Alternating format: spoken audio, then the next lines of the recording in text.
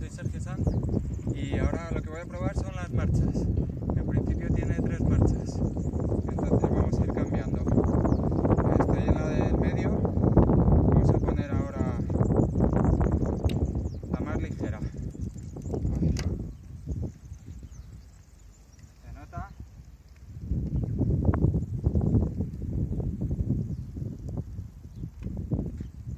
Vale, voy a cambiar a la del medio otra vez. Ya estoy. Se nota un poquito más duro.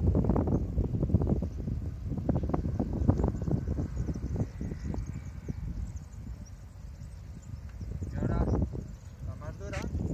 Ya está. Ahora esto es para llanear y bajar.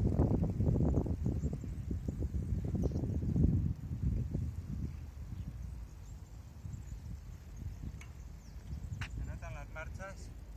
Es mejor cambiarlo con la mano derecha, el dedo gordo.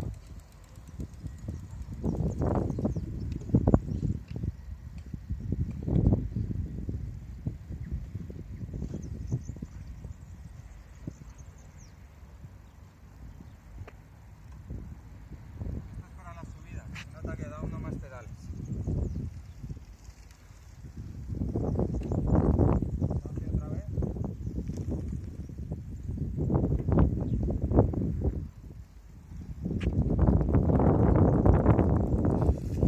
Frenamos.